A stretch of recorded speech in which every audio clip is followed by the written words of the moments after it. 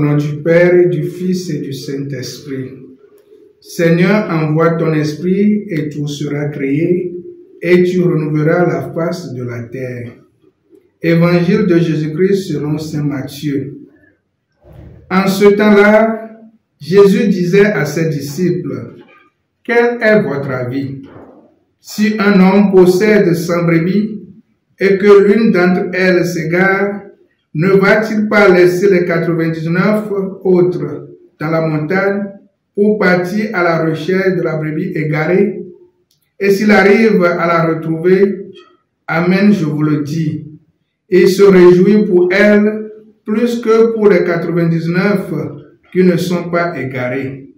Ainsi, votre Père qui est aux cieux ne veut pas qu'un seul de ses petits soit perdu. » Acclamons la parole de Dieu.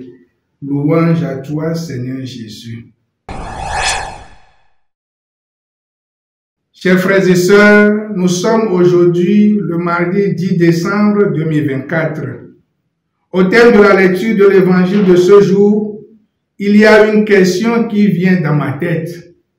Quelle est la volonté de notre Dieu?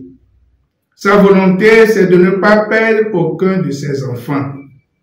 Étant donné que nous sommes tous des enfants de Dieu, il ne veut pas la perte d'aucun d'entre nous. C'est le cœur de son évangile et c'est ce qui donne sens à l'incarnation de Jésus que nous allons fêter à Noël. Jésus n'aura de cesse de parcourir les villes et les villages pour rejoindre les cœurs en leur révélant l'amour qu'il porte pour eux. Cet amour qui le pousse à aller jusqu'à chercher celui ou celle qui s'éloigne ou s'égare.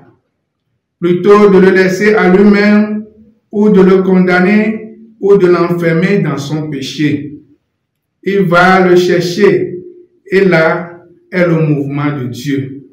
Ce mouvement qui donne sens à l'incarnation de Jésus afin de faire chemin avec nous.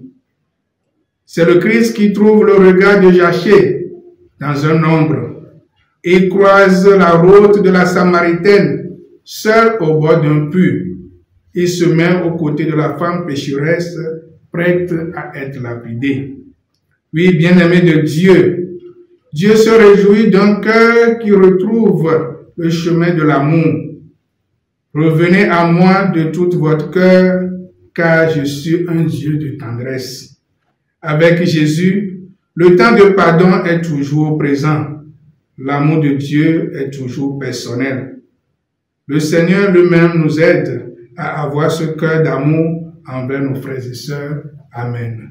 Loué soit Jésus-Christ à jamais.